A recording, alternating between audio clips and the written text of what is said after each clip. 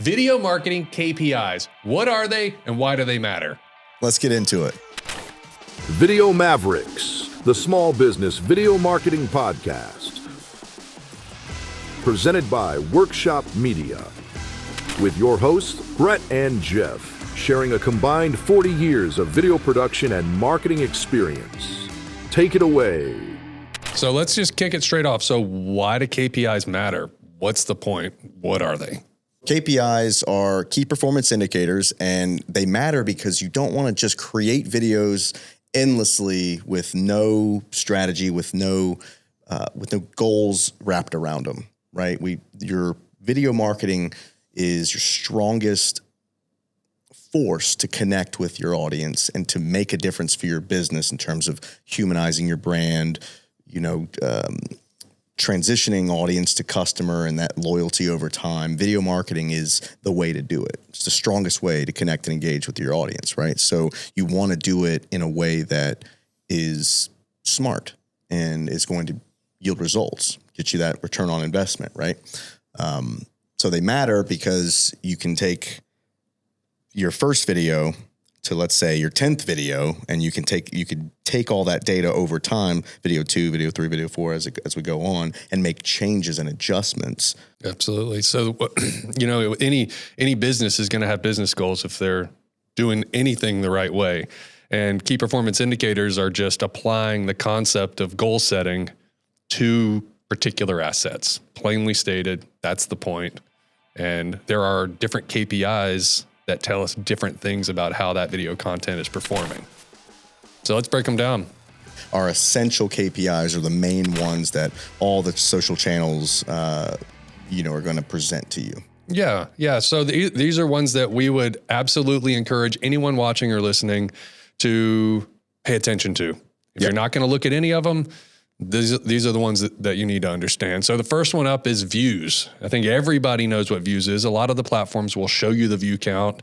Mm-hmm. It's like a badge of honor. How many views have I gotten on a piece of content? or a big red X. That's right. Because nobody watched your content. Right. So it's a good baseline for reach. It doesn't tell a complete story, but views, very plainly stated, are how many times has the content been watched. So views is a lot of times what everybody wants to see. How many, it's like likes and views. How many did I get? That's the indicator at face value that your content is doing well. You invested this money, you made the content, or you invested your time and you got it out there.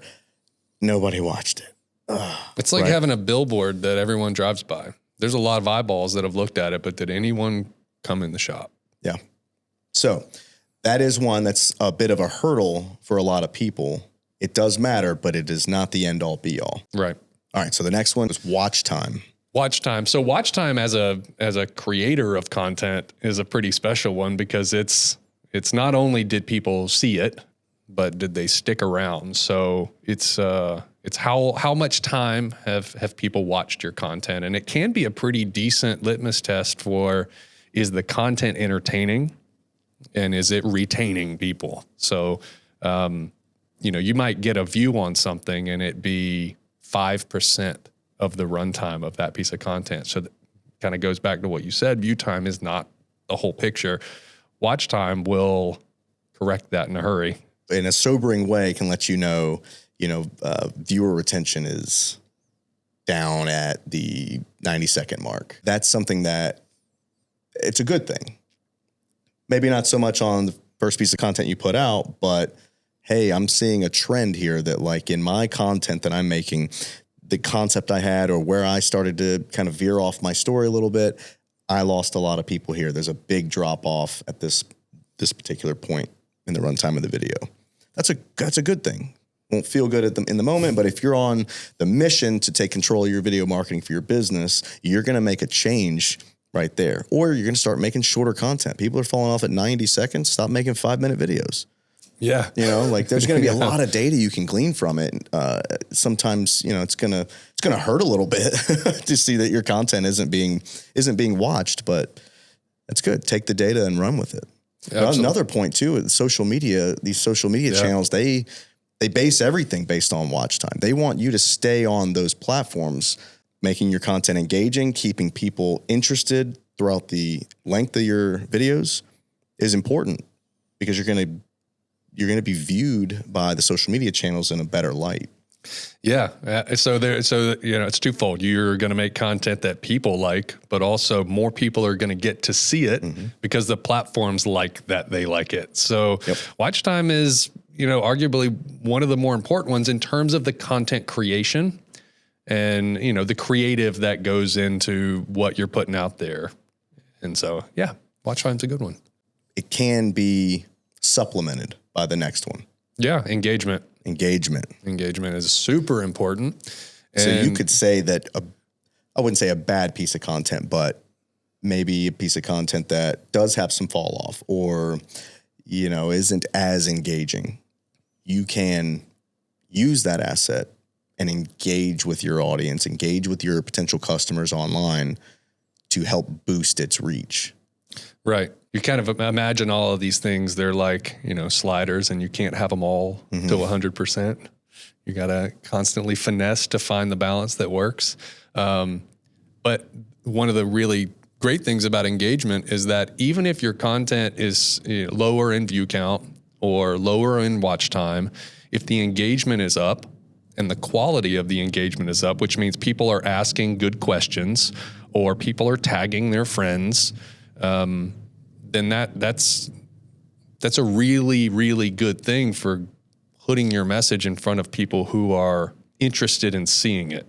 Yep. Because the engagement is going to be people who actually want to see it, not who saw it in passing.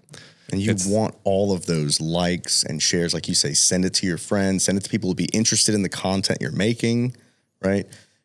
Dropping comments, asking people to drop comments, ask questions in the comments, like keep the conversation going, get some legs under that video so it will get the reach. And you will again glean some more information from the data you're getting. Yeah, engagement's like a digital version of word of mouth, which can be pretty cool for getting that organic, unpaid reach out of your content. These feed into the fourth one we're going to talk through, CTR, which is click-through rate. If you think about the journey we're on, you put the content online, right? And then you have a good call to action in there. It's a visually striking piece. It's engaging. People want to watch it. You've dropped comments in. People are liking and sharing it. Are people clicking through? Are they doing what you want them to do with the video content? What is the click-through rate? Yeah, and so click-through rate's also really good at teasing out which of those viewers actually want to learn more. Which ones, so they can have a conversation in there and be having a great time in the chat room that is your comment section. They might be entertained by your content. Click-through rate can also be really good to show you that your video didn't ask them to do the right thing or they didn't know what to do next. You might have entertained them and gone, man, I've got 100 customers in the comments and none of them have gone anywhere. Yeah. So maybe if your click-through rate is low, look at your content. Did you ask them to do something? Yeah. You having a link buried somewhere may not be the way to get people to find their way to your point of sale or whatever it is that you want them to do, sign up for a newsletter or whatever that is. So, click-through rate's important. We're starting to talk about the conversion, right? We're starting to say, hey, we've kind of hooked them a little bit. We've generated a lead. We've got some awareness on whatever it is that I'm trying to do with my video marketing. You get the engagement. You're building more of that trust. You're building more of that humanized brand. Now we're talking about like sending them over with a CTA, call to action, to get that click-through rate to actually start nurturing that lead, to start feeding into that, to transition your audience member to a loyal customer of your brand. And so now we're talking about the next KPI, which is conversion rate. It's taking someone from a fan to a customer. Yep. Bringing them from your content to your business. Yep. And moving them to action like making a purchase. So one thing that is worth noting with click-through rate and conversion, I'm not going to give specific numbers because invariably it'll be outdated because things change regularly, but click-through rates, safe, smart. Click-through rates and conversions, the numbers, particularly on social media, that are typical are not very high. And that's important to know so that you have appropriate expectations when you put content out there. Right. It's understand what is typical, and that's a simple Google search. Understand what is typical on the platform that you're sharing content on. Yep. So that you know what ballpark you're playing in. If you go in expecting, I want 95% of people that watch my content, your video better be darn good. Yeah, you're going to be frankly, or your offer better be good. You're going to be frankly very disappointed if you go in expecting that to be the case. Right. So right size expectations with this stuff and understand what normal metrics are for any of these things so that you can plan your content accordingly, so that you can budget your time and your resources accordingly. And so that if you're working with a vendor, they understand what the target is that they're going for. So, and thinking about your percentage that you'd like, I mean, it can be a very, very low percentage and still be successful in terms of conversion. Think about your customers in the shop. You don't always make a sale, right? If we're talking about the physical space, people walk in, they ask questions. You're not going to get 100% all the time or ever, right? So you should think about that with your content. Just use the metrics, these KPIs, to inform your next video, to make changes to your content and how you sell or how you tell your brand story or whatever the case is. These are all supposed to just help you continue to craft, continue to build on that engagement, to build on your overall watch time, figure out some new CTAs because you're not getting a lot of click-throughs, right? Use the platforms you're uploading to change how you're offering, how you want people to move forward. Maybe it's book some time now or learn more so you can send them to a page that provides a little bit more information in their journey. It's going to be different for every business that does this, but it's important to use these KPIs and really, really be strategic with them. It's one of the biggest gut punches is making content, putting it online, and then moving on, right?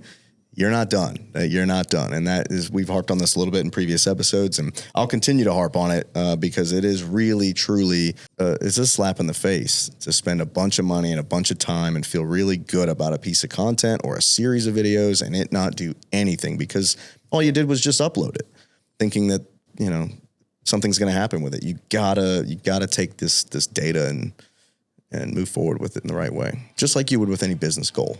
Absolutely, which is a really good segue to our next section. Understanding metrics and what to do with that information over time is kind of the point and kind of what we want to get into with this particular section. So you mentioned learning and iterating and making your content better over time. Yep. It's also important to understand what your metrics look like from a goal setting perspective over time. So you could have a metric for a particular piece of content and then have one for an entire campaign and then have one for your video marketing in general and know that those things, they need to work together and you need to look at it holistically and you need to know that not every piece of content is necessarily going to drive the conversion rate that you're looking for, but maybe it fits somewhere else. Like a stepping stone. It helps with some other content. Yeah, that's a great point. Yeah. And hey, don't forget to look at, you know, your industry and other videos, other formats, other styles of content, the industry you're in. Look at what averages look like, you know, so you can kind of, these types of videos are generally doing this well. If they're done at the highest level, the lowest level, they perform like this. That can help you kind of right size your expectations a little bit too, right? I think aligning expectations cannot be overstated when we're talking about numbers because it absolutely can be, we said it can be sobering, humbling to see, you know, but we can say with absolute certainty that something is better than nothing. One view is more than zero. So unless it's like a bot or something, unless it's AI, then it's like, oh man, good video. So yeah, that's great. But you know, on the flip side, the data is truth and you could just bust the guts out of the ball, right?